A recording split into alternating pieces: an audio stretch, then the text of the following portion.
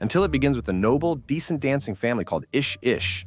They consist of the purity of Ish's sister and her dance partner Bushkash, the part of Khalid Ish who encourages her dancing, and Makram Shoklil who brings Ish glory, Taisir Kabareya and Khalid Ish's work and dance, and the liberation of Kabareya, Ish's mother who taught her dance.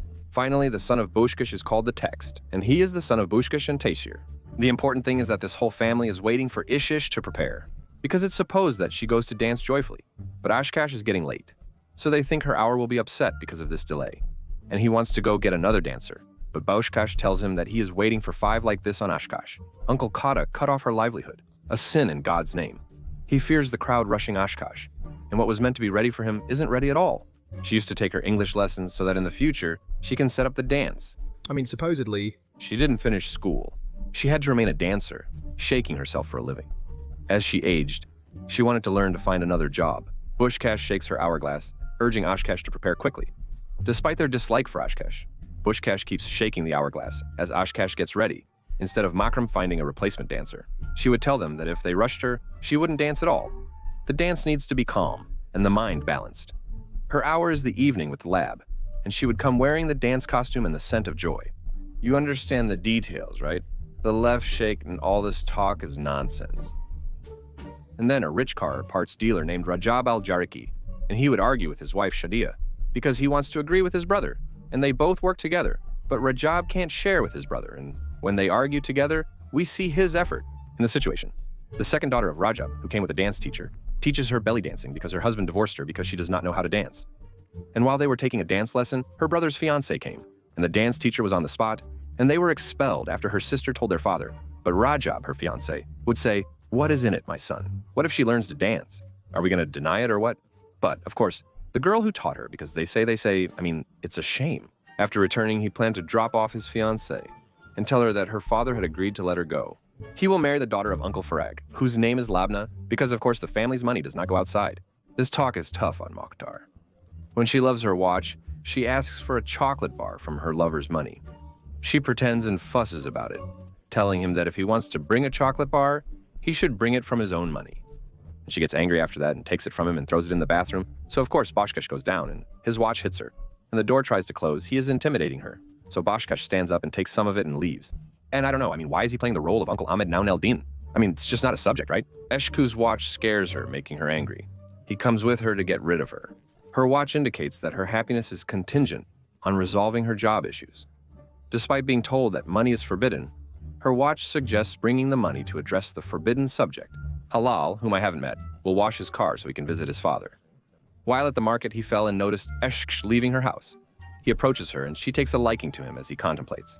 He's bothered, so he rides the car again like a dog, gathering much on his way to his father. He tells him that there are people who want his father's watch. He tells him it's a mistake, not cars, and not another watch. So Mokhtar tells him, "May God open the second watch for you."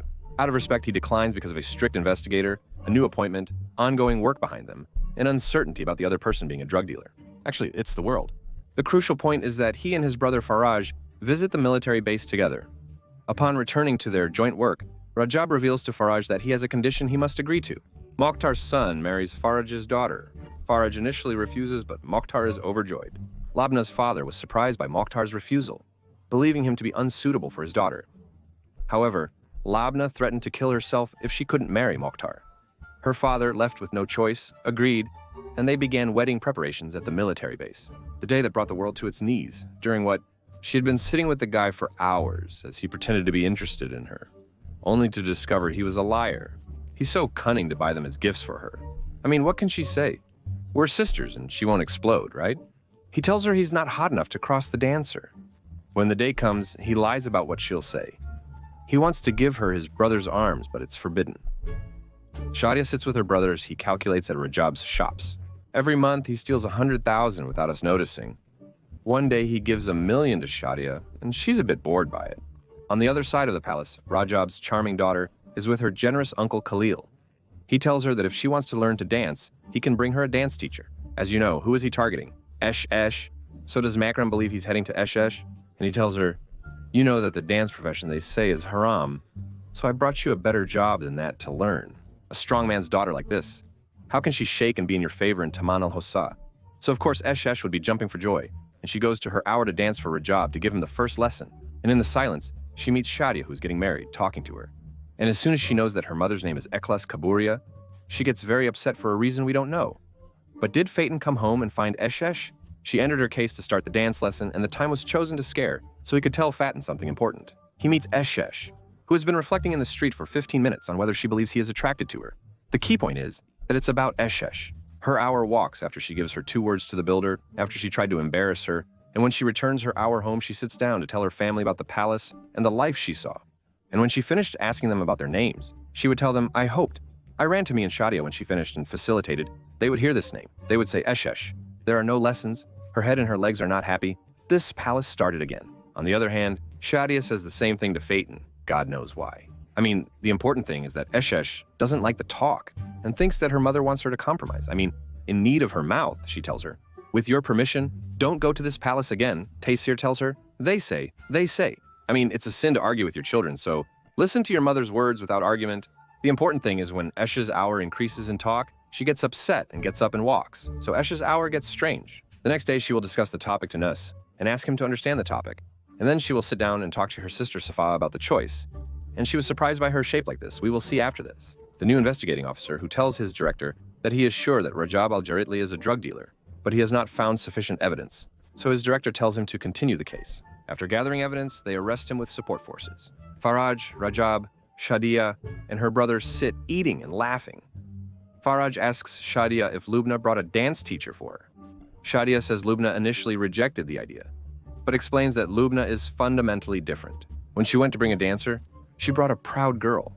The intense conversation led her to tell Faraj that their money and dignity came from liberation and sacrifice, questioning his actions. I mean, during a chosen door, it is supposed to be a positive Makram Shakail, in order to tell him information about what, and he wants to know her time, that she does not like the head, and she is shaking it. I mean, just to bring her sustenance, and she is going to study English in a place like this. So he chose her time to direct her quarter like this, in order to know from it what is left of it, and the return of her lessons. So Makram, at her time, is coming. One of the money is coming and saying, what on the dialogue? And not in need I tell you that the speech pleases her, because she is originally pleased with me. The important first when she falls with Makram. The Arabic government removed J and established Makram. They will walk for a bit and then reach the police. Specifically in front of the new investigator, Murtasim al-Alfi, because Makram was standing with Rajab's dangerous son, and Murtasim is watching him, not in need. I tell you without what Makram. The first person to confess it all, and he tells Murtasim everything. He shows him a picture of what. So Murtasim, she's thinking about an idea, a text he's trying to put into words for his Aunt Taysir to understand the dialogue. Taysir tells him that they had a difficult time working with Rajab and Shadia, but they didn't save their money. And that's it, but after he falls, he walks. We know that she wrote about them and not this dialogue at all. And her hour is finally scared of her. And when Taysir falls, she tries to choose her case to agree to work Ashash. We know her hour, the dialogue that is over. She was set to marry her brother Rajab, but she brought up the subject and they stole all her money trying to get rid of her. They also imprisoned her, and that's not all. She had left her daughter when they were young, and when she came out, she knew that they were not interested in her at all, and she died. And we will know that all the money of this tragedy was originally her money, and they worked her in drugs, and because of that, finally, she wants to distance herself from them now. She goes to her father's house to surrender to him. He asks her if she's okay. She says, oh, your sister's okay. You're cold. Oh, your mother's okay. Oh, Dad, but the one who brought my mother's dead on my own. And it remains clear that the relationship of her father is not nice. Because he refused the head for their sake.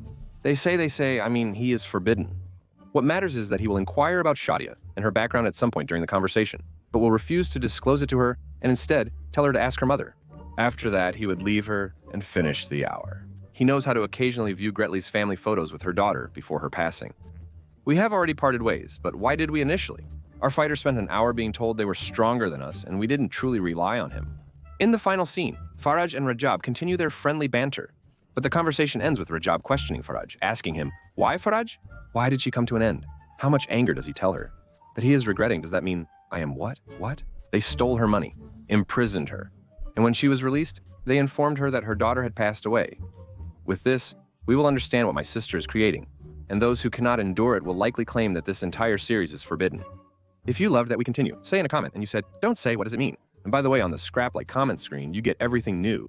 And just like that, there was a story and a berry with you. The berry ended the story.